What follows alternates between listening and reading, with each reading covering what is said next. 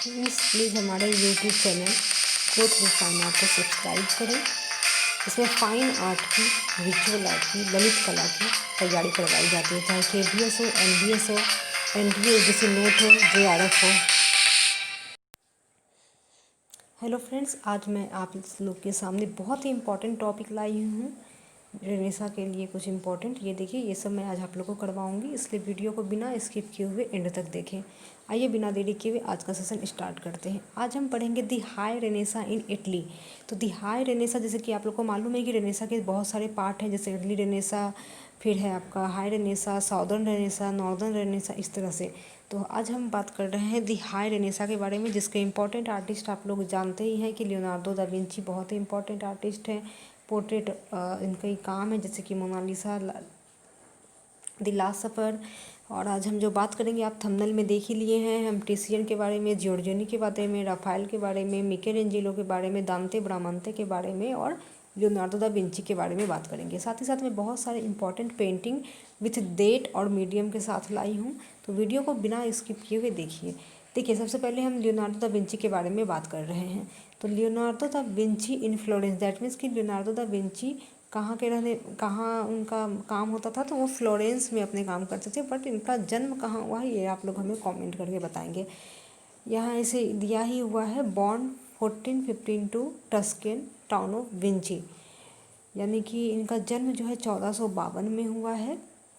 कहाँ के टाउन में? तो Tuscan town of Vinci. Trained as a painter in Florence, यानी कि ये जो अपनी पेंटिंग की शिक्षा प्राप्त की, जहाँ से ये शिक्षा ग्रहण किए हैं, कहाँ से ग्रहण किए हैं? तो फ्लोरेंस से किए हैं। तो याद रखिएगा, क्वेश्चन आपको इस तरह से पूछा जा सकता है कि लियोनार्डो दा विंची का जन्म कहाँ हुआ है, या फिर ये पूछा जा सकता है कि लियोनार्डो दा विंची ने अपनी जो पेंटिंग की शिक्षा ग्रहण की वो कहाँ से ग्रहण की है। ठीक है, तो याद रखिएगा, दोनों में बहुत डिफरेंस है। और लियोनार्डो दा विंची के अगर हम इम्पोर्टेंट काम देखें तो लास्ट सपर, मोनालिसा तो सभी जानते हैं, बट उसके अलावा जो इम्पोर्टेंट काम है जो यूजीसी नेट में हमेशा पूछे जाते हैं वो है the virgin of the rocks, जो कि 1485 में बनाया गया है और यह पेरिस म्यूजियम में है। इसके ऊपर है आपका पोर्ट्रेट ऑफ जिनेब्रा दी बेंची। पोर्ट्रेट ऑफ जिनेब्रा दी बेंची, यानी कि किसका पोर्ट्रेट है? जिनेब्रा दी बेंची का पोर्ट्रेट है। ये कब बनाया गया था? 1474 से 1478 में। 4 साल लगे थे इस पेंटिंग को बनाने में। दूसरा आप लोगों को बता ही दिए हैं, the virgin of the rocks, जो कि 1485 में, और ये पेरिस म्यूजियम में रखा हुआ है। द लास्ट सफर, जो कि बहुत ही इम्पॉर्टेंट और बहुत ही लैंडमार्क पेंटिंग है लियोनार्डो दा विंची का। ये 1495 से 98 के अंतराल में बनाया गया था। और ये कौन से म्यूजियम में है? तो सांता मारिया मिलान, सांता मारिया मिलान में है। ठीक है, याद रखिएगा, सांता मारिया म्यूजियम में है, जो कि सांता मारिया म्यूजियम कहाँ है? तो मिलान में है। हो सकता है कि अगर बार बार द लास्ट सफर पूछे जा रहे हैं NTUGC नेट में, तो इस बार इस तरह से पूछ सकते हैं कि लास्ट सफर कौन से म्यूजियम में रखा हुआ है। तो याद रखना है सांता मारिया। सांता मारिया जो है म्यूजियम का नाम है, और आपका ये जो मिलान है, मिलान जगह का नाम है। ठीक है, जैसे कि मान लीजिए कि अगर हम बोलते हैं कि हम यूपी से बिलोंग करते हैं, तो यूपी आपका जगह का नाम हो गया। बट यूपी के अंदर बहुत सारे, जैसे कि हम लखनऊ ही बोल लें, या लखनऊ के अंदर जो छोटे छोटे शहर होते हैं उसकी अगर हम नाम बोलें, उस तरह से। नेक्स्ट है आपका और लास्ट सफर क्या है? तो ये याद रखिएगा, बहुत लोग कंफ्यूज कर जाते हैं। तो लास्ट सफर जो है आप लोग का टेम्परा है। टेम्परा है, जो कि वॉल म्यूरल है। लास्ट सफर का मीडियम क्या है? टेम्परा है। और ये क्या है? एक वॉल म्यूरल है। ये कैनवास वगैरह पे पेंट नहीं किया गया है, दीवार पे पेंट किया गया है। नेक्स्ट है मोनालिसा, जो कि 1503 से 1505, यानी कि ये भी 2 साल में पेंट किया गया है। और मोनालिसा कौन से म्यूजियम में है? तो पेरिस म्यूजियम में है। कौन से म्यूजियम में है? तो पेरिस के म्यूजियम में है, लुब्र म्यूजियम पेरिस। पेरिस के कौन से म्यूजियम में? लुब्र म्यूजियम में है मोनालिसा। नेक्स्ट हम देख रहे हैं दांते ब्रामांते इन रोम, यानी कि दांते ब्रामांते जो है रोम के रहने वाले थे, और इनका अगर हम डेट ऑफ बर्थ देखें तो 1444 में जन्म हुआ है और 1514 में इनकी मृत्यु हुई है। ये जो थे एक बहुत ही इम्पॉर्टेंट आर्किटेक्ट थे दांते ब्रामांते। आर्किटेक्ट यानी कि आप समझ रहे हैं, जो घर वगैरह बनाते हैं, आर्किटेक्ट्स का काम करते हैं, उसको हम बोलते हैं आर्किटेक्ट। और इन्होंने सबसे इम्पॉर्टेंट काम कौन सा किए हैं? इन जूलियस रोम, यानी कि जूलियस रोम, जो कि एक चर्च है और उसे ही इन्होंने आर्किटेक्ट किए थे। इन्फ्लुएंस्ड बाय, तो इन्फ्लुएंस्ड बाय आप लोग यहाँ पे देख रहे हैं Piro della Francesca and Andrea मैंटेगना। तो दांते ब्रामांते किससे इन्फ्लुएंस थे? पियरो डेला फ्रांसिस्का और एंड्रिया मैंटेगना से इंस्पायर्ड थे, प्रेरित थे, प्रभावित थे। ठीक है। नेक्स्ट इनकी काम है टेम्पिएटो। टेम्पिएटो ये जो है एक स्मॉल टेम्पल था। स्मॉल टेम्पिएटो का मतलब ही होता है इंग्लिश में स्मॉल टेम्पल, और ये 15 से 211 में बन के तैयार हुआ रोम में। नेक्स्ट है आपका बहुत important artist Michelangelo in Rome and Florence. Rome and Florence का मतलब हो रहा है कि मिकल एंजिलो का जन्म जो हुआ है रोम में हुआ है, बट ये जो अपनी ट्रेनिंग लिए हैं ये फ्लोरेंस में लिए हैं। तो मिकल एंजिलो का जन्म जो है 1475 में हुआ था और इनकी मृत्यु 1564 में हो गई। इनके बहुत ही इम्पॉर्टेंट काम है पिएता, सभी जानते हैं, बहुत ही इम्पॉर्टेंट काम है पिएता, जो कि 1498 में बनाया गया है और इसकी मीडियम है मार्बल। और ये भी याद रखिएगा, कभी सेंटीमीटर में पूछ दिया जाता है, कभी हाइट में पूछ दिया जाता है। लास्ट टाइम ही एनवीएस में ये क्वेश्चन पूछा गया था और वहाँ पे इसकी हाइट पूछी गई थी, जो कि 68 इंच 2 सेंटीमीटर दिया गया था। और पिएता कहाँ है रखा हुआ? तो रोम म्यूजियम में रखा हुआ है। नेक्स्ट क्वेश्चन आप लोग का है, नेक्स्ट क्वेश्चन आप लोग का है डेविड। डेविड तो कल मैं आप लोग को जैसा कि बताई थी कि डोनाटेलो ने भी अपने डेविड बनाए थे, जो कि उन्होंने 1452 समथिंग में बनाए थे और उनका मीडियम जो था ब्रॉन्ज था। बट सबसे फेमस अगर हम डेविड की बात करें तो वो मिकल एंजिलो का फेमस डेविड। अगर कोई भी डेविड बोलते हैं तो मतलब ही हो रहा है कि वहाँ पर मिकल एंजिलो की बात हो रही है। तो ये 1501 से 4 के ईस्वी में बनाया गया और डेविड भी आपका मीडियम जो है मार्बल है, यानी कि संगमरमर है, और इनकी हाइट है 17 इंच 1/8। और अगर इसी को हम सेंटीमीटर में देखें तो 5.22 मीटर है। और ये कहाँ है? तो फ्लोरेंस में है। तो जो भी आप मिकल एंजिलो के स्कल्पचर्स देख रहे हैं, मैं रिकमेंड करूँगी कम से कम पिएता, डेविड और मोसेस ऑफ मिकल एंजिलो, ये तीनों का कम से कम आप डेट, मीडियम, कौन से गैलरी में रखा हुआ है और इनकी साइज़ क्या है, हाइट क्या है, ज़रूर देख के जाएं। नेक्स्ट है मोसेस। मोसेस का पूरा नाम है Moses of Michelangelo. Moses of Michelangelo ये 1513 से 15 में बनाया गया है और यह भी मार्बल में बनाया गया है। इसकी मीटर में अगर हम देखें तो 2.35 मीटर है हाइट, और ये भी रोम में है। अवेकनिंग प्राइजनर ये 1525 में बनाया गया है। इसका मीडियम मार्बल है और ये फ्लोरेंस में है। और भी इनके बहुत सारे काम हैं, जैसे कि बाक्कस इनके काम हैं। ये सब मैं मिकल एंजिलो पे एक वीडियो बनाई हूँ, उसे आप लोग ज़रूर देख लीजिए। Leonardo da Vinci, Mikal Angelo और राफाएल पे मेरे चैनल पे वीडियो है, उसे ज़रूर वॉच करें, इससे बिल्कुल ही अलग वीडियो है। फिर है आपका नेक्स्ट है आपका सिस्टाइन चैपल, जिसकी डेट आप लोग देख रहे हैं 1508 से 12 है। यह भी एक सीलिंग फ्रेस्को है, यानी कि छत के नीचे किया गया, छत जैसे जहाँ पे आप फैन वगैरह लगाते हैं ना, उसे हम सीलिंग कहते हैं। ठीक है, तो उस वहाँ पे किया गया है और क्या है, फ्रेस्को है। इसका भी मीडियम क्या था सिस्टाइन चैपल का? तो टेम्परा था। और ये कहाँ है? वेटिकन म्यूजियम रोम में है। जो सीलिंग पे फ्रेस्को बनाया गया है सिस्टाइन चैपल के लिए, वो सिस्टाइन चैपल है कहाँ? तो सिस्टाइन चैपल आपका वेटिकन म्यूजियम में है, और वेटिकन म्यूजियम है कहाँ? तो रोम में है। नेक्स्ट अब हम बात करेंगे बर्तोल्दो दी जियोवानी के बारे में। के बारे में, और इनका जन्म आप लोग देख ही रहे हैं 1420 से 1491 में हुआ। इनके इम्पोर्टेंट पेंटिंग नहीं थे, इसलिए मैं ऐड नहीं की हूँ। इनका डेट ऑफ बर्थ याद रखें। राफाएल की बात करेंगे, राफाएल इन फ्लोरेंस एंड रोम। तो राफाएल का जन्म जो है 1483 ईस्वी में हुआ था और मृत्यु 1520 में हुई थी। इनकी मृत्यु बहुत ही कम साल में हो गई थी, जैसा कि आप देख रहे हैं यहाँ पे मैं कैलकुलेट करके लिखी भी हूँ कि इनकी मृत्यु ओनली 37 ईयर ओल्ड में ही हो गए थे।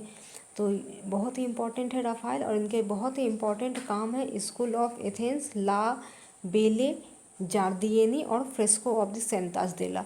जो भी इम्पोर्टेंट काम है उसको मैं मार्क कर दे रही हूँ। ऐसे भी इसमें सारे ही इम्पोर्टेंट काम है, क्योंकि अभी एनटीए का नेट का एग्ज़ाम जो है पास आ गया है, तो सारे ही इंपॉर्टेंट टॉपिक और इम्पॉर्टेंट क्वेश्चंस लाऊंगी।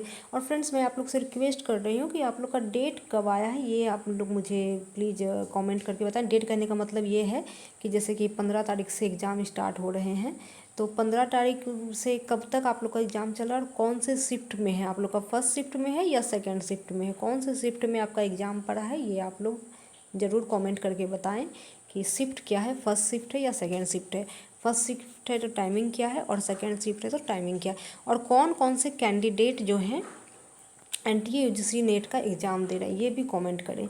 जैसे कि कुछ लोग हमारे चैनल पे KVS की तैयारी करते हैं, कुछ लोग हमारे चैनल पे NTA UGC नेट की तैयारी करते हैं, कुछ लोग DSSB की तैयारी, यानी कि कुछ लोग जॉब की तैयारी करते हैं और कुछ पढ़ाई की। तो ये बताइए कि कौन NTA UGC नेट का एग्ज़ाम दे रहे हैं, कॉमेंट करके।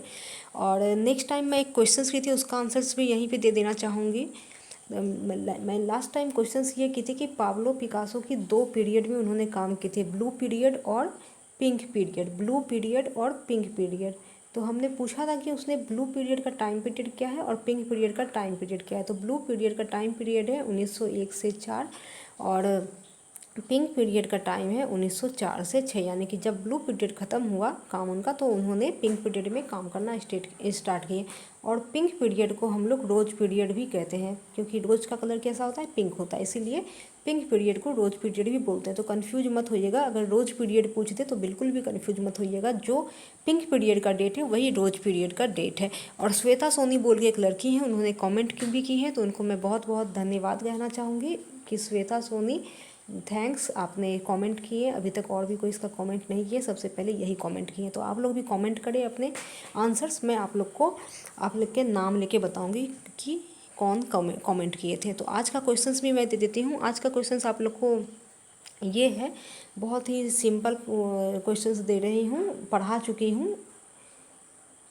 जैक लुई दाबी, जैक लुई दाबी ये आर्टिस्ट हैं, ठीक है। अब आपको बताना है कि ये आर्टिस्ट कौन से इज़म के हैं। मैं आप लोग को ऑप्शन दे देती हूँ, ये बताना है कि ये रोमांटिसिज्म के हैं, या फिर रियलिज्म के हैं, या फिर इम्प्रेशनिज्म के हैं, या फिर पोस्ट इम्प्रेशनिज्म के हैं। जैक लुई दाबी जो आर्टिस्ट हैं कौन से इज़म के हैं, रोमांटिसिज्म, रियलिज्म, इम्प्रेशनिज्म या फिर पोस्ट इम्प्रेशनिज्म। इस चारों में से कोई एक राइट आंसर है, कमेंट करें जल्दी से। हाँ, तो हम बात कर रहे थे राफेल के पेंटिंग के बारे में। तो राफेल का पहला पेंटिंग आप देख रहे हैं जैसा कि ला बेले जर्दिनेरी है, और इसको हम इंग्लिश में ब्यूटीफुल गार्डनर कहते हैं, इंग्लिश में ब्यूटीफुल गार्डनर करते हैं। इसका मीडियम ऑयल है, और यह मुस्सी दी लुब्र पेरिस में है। कौन से म्यूजियम में है, तो मुस्सी दी लुब्र म्यूजियम पेरिस में है, और यह 1507 में बनाया गया था। दूसरा है फ्रेस्को ऑफ दी स्टेंजा डेला सेग्नाचुरा। तो देखिए ऐसे ही नाम होंगे, जो भी वेस्टर्न आर्टिस्ट हैं उनके नाम ऐसे होंगे, और उनके पेंटिंग को हिंदी में देना बहुत ही डिफ़िकल्ट है, और इनकी पेंटिंग को आपको इंग्लिश में ही याद करना पड़ेगा। फ्रेस्कोज ऑफ द स्टेंजा डेला सेग्नाचुरा, ठीक है। ये 1508 से 11 में बनाया गया, और यह जो पेंटिंग है वेटिकन म्यूजियम जो कि रोम में है वहाँ संग्रहित है। School of Athens, school of Athens मैं इस बार आप लोग को रिकमेंड करूँगी कि आप लोग राफेल का काम देख के जाएँ। स्कूल ऑफ एथेंस हो सकता है कि इससे क्वेश्चंस पूछा जाए, ठीक है। तो आप लोग प्लीज़ स्कूल ऑफ एथेंस, क्योंकि स्कूल ऑफ एथेंस से क्वेश्चंस इसलिए आने की चांसेस है क्योंकि स्कूल ऑफ एथेंस में बहुत सारे सीन दिखाए गए हैं। उसमें एरिस्टोटल को दिखाया गया, जिसे हम हिंदी में अरस्तु बोलते हैं, प्लेटो को दिखाया गया है, ठीक है, और भी बहुत सारे सीनरी उसमें है। तो हो सकता है कि इस बार वेस्टर्न आर्टिस्ट में आप लोग को राफेल की स्कूल ऑफ एथेंस से क्वेश्चंस आ जाए, या फिर लियोनार्डो दा विंची का लास्ट सफर से क्वेश्चंस आने की चांसेस हैं। तो प्लीज़ इस दोनों को पेंटिंग को अच्छे से पढ़ के और देख के जाएं। मैं भी आप लोग के लिए वीडियो बना दूंगी, अगर कमेंट करेंगे तो। विदाउट कमेंट मैं इस पर वीडियो नहीं बनाऊंगी। तो स्कूल ऑफ एथेंस जो है वेटिकन पैलेस में है, और वेटिकन पैलेस, वेटिकन बता ही चुकी हूँ बहुत बार, ये रोम में है। ये 1508 से 11 में बनाया गया, और यह एक फ्रेस्को है। तो इससे सबसे पहला क्वेश्चन तो यहीं पे आ जा रहा है कि हो सकता है कि स्कूल ऑफ एथेंस पेंटिंग दे दे, और उसमें इंडिकेट करा जाए कि एक आदमी जो है, हाथ जो है वो इस तरह से ग्रिप पोजीशन में रखा है, सॉरी हाँ एक सेकेंड, ग्रिप पोजीशन में रखा है, कहने का मतलब कि हाथ ऐसे है उनका, ठीक है। ये तो इस तरह का जो हाथ है वो एरिस्टोटल है। जैसे कि आशीर्वाद हम देते हैं ना, ऐसे करके हाथ को अपने सामने थोड़ा रख के आशीर्वाद के पोजीशन में, ये है एरिस्टोटल। और एक लोग फिंगर ऊपर कर रहे हैं इस तरह से, ठीक है, इस तरह से फिंगर ऊपर करके हाथ दिखा रहे हैं, तो वो जो है प्लेटो हैं। इसका मतलब ये हो रहा है कि अरिस्टोटल कह रहे हैं प्लेटो से कि क्यों इतना उड़ रहे हो, आप धरती पे रहो ना, क्यों आप इतना मतलब उड़ने की कोशिश कर रहे हो। अगर हिंदी में हम समझाएं तो ठीक है, फनी लग रहा है सुनने में, बट समझाने का यही एक तरीका है, इसलिए ऐसे समझा रही हूँ कि काम डाउन, आप नीचे रहो, इतना परेशान मत हो। क्योंकि प्लेटो ऊपर की तरफ गुस्सा में हाथ दिखा रहा है इस तरह से, ठीक है, भगवान की ओर। तो कह रहे अरिस्टोटल से समझा रहा है कि काम डाउन, ठीक है। तो समझा दिए कि आप कैसे याद रखेंगे इस पेंटिंग को। इस पेंटिंग को आप ऐसे याद रख सकते हैं, जिनका हाथ नीचे की ओर आशीर्वाद के पोजीशन में है वो अरस्तु हैं, हिंदी में बोल रही हूँ। और जो भगवान की तरफ इशारा कर रहे हैं हाथ खड़ा करके ऊपर की ओर पॉइंट आउट कर रहे हैं, वो जो है प्लेटो हैं। तो ये क्वेश्चन बन सकता है कि ये दो मैन का नाम बताएं। फिर ये भी बन सकता है कि स्कूल ऑफ एथेंस का टाइम पीरियड क्या है, तो 1508 से 11। स्कूल ऑफ एथेंस कौन से म्यूजियम में है, तो वेटिकन पैलेस रोम में है। स्कूल ऑफ एथेंस किसके द्वारा पेंट किया गया है, तो स्कूल ऑफ एथेंस जो है राफाइल के द्वारा पेंट किया गया है। और स्कूल ऑफ एथेंस क्या है, तो स्कूल ऑफ एथेंस एक फ्रेस्को है। तो 5 क्वेश्चंस तो यहीं से हो गए। अगर प्लेटो और अरस्तु को हम जोड़े तो 2 क्वेश्चंस और भी हो जा रहे हैं, तो देख के जाएं। लास्ट सपर में भी उसी तरह से बहुत सारा सीनरी दिखाया गया है कि उसमें भी जो जितने भी मैन हैं सबका अपना अपना पर्टिकुलर नाम है। तो मुझे ऐसा लग रहा है कि राफायल के स्कूल ऑफ एथेंस और इधर मिकल एंजेलो से आपका ये सिस्टाइन चैपल से क्वेश्चंस आ सकते हैं। तो ज़रूर देख के जाएं और पढ़ के जाएं, बाद में ऐसा ना हो कि पछताना पड़े। अब नेक्स्ट पेंटिंग देख लेते हैं। तो नेक्स्ट पेंटिंग आप लोग का है संत Paul preaching at the Athens. इतना इंपॉर्टेंट नहीं है, जो कि 1515 से 16 में बनाया गया है। कार्टून पे बनाया गया है, gouache on paper. Victoria and Albert museum London में है। तो संत पॉल प्रीचिंग एट एथेंस कौन से म्यूजियम में है, विक्टोरिया एंड अल्बर्ट म्यूजियम, जो कि लंदन में है। इनकी स्कूल ऑफ एथेंस की एक और पेंटिंग है जिसका नाम है गलेती, ये विला फ्रेंसिना, ये थोड़ा सा इंपॉर्टेंट है, ठीक है। गलेती विला फ्रांसिस्का, जो कि रोम में है 1513 में, और यह भी एक आपका फ्रेस्को है। अब हम नेक्स्ट आर्टिस्ट के बारे में बात कर रहे हैं जिसका नाम है जियोर्जनी। इनका जन्म 1478 में हुआ था और मृत्यु 1510 में हुई। इनकी एक ही काम है, बहुत सारे हैं, बट ये बहुत ही वीवीआई काम है, द टेम्पेस्ट। जियोर्जनी का काम का नाम है द टेम्पेस्ट, जो कि 1505 में ऑयल में बनाया गया है और यह वेनिस म्यूजियम में संग्रहित है। तो ऐसा भी हो सकता है कि मान लीजिए जो मैं अभी नाम आप लोग को बताई, स्कूल ऑफ एथेंस हो गया, द टेम्पेस्ट हो गया, और आपका सिस्टाइन चैपल हो गया, और लास्ट सपर या मोनालिसा, कोई भी इसको बोल सकता है कि क्रोनोलॉजी में सजाने के लिए। तो आपको याद रखना है कि कौन सा पेंटिंग पहले बनाया गया और कौन सा बाद में बनाया गया। नेक्स्ट है आप लोग का तिसियन। तो तिसियन का जन्म 1488 में हुआ या फिर 90 में हुआ। कुछ कुछ आर्टिस्ट जो वेस्टर्न आर्टिस्ट हैं उनके जो डेट हैं वो कन्फ्यूजिंग है, कहने का मतलब कि सही डेट नहीं है। तो उसके लिए आप चिंता ना करें, क्योंकि बहुत दूर, जैसे कि यहाँ पे आप देख ही रहे हैं कि जियोर्जनी का अगर हम डेट ऑफ बर्थ देखें तो 1478 है, यानी कि काफ़ी दूर है, और 1488, तो इसके लिए आप बिल्कुल भी परेशान ना होएं, ठीक है। तो तिसियन का जन्म 1488 या 90 मान लें, और इनकी मृत्यु 1576 में हुआ है। और इनके इम्पॉर्टेंट काम है बचानल, जो कि 1518 में बनाया गया है, और यह ऑयल में बनाया गया है। ये कौन से म्यूजियम में है, तो म्यूजियो देल प्रादो, यानी कि प्रादो म्यूजियम में है। और प्रादो म्यूजियम कहाँ है, तो मैद्रिड में है।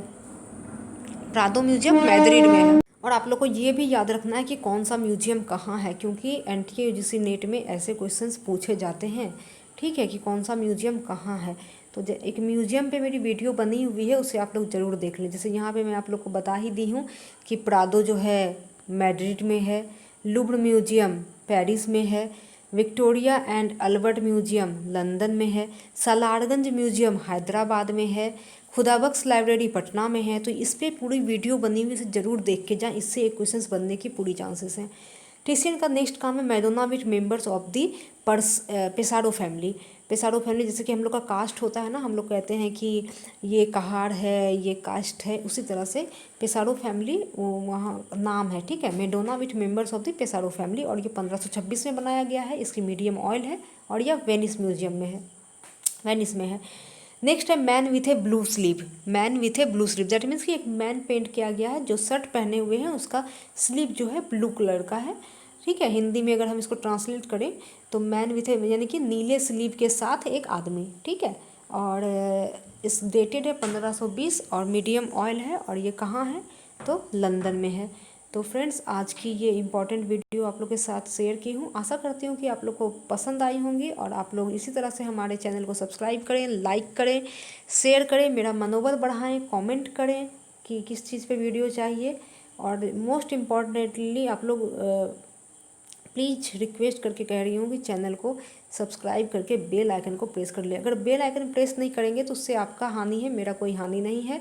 बिल्कुल फ्री है, कोई भी पैसा आप लोग को नहीं देना है। लाइक करने में भी कोई पैसा नहीं लगता है, कमेंट करने में भी कोई पैसा नहीं लगता है, शेयर में भी कोई चार्जेस नहीं है।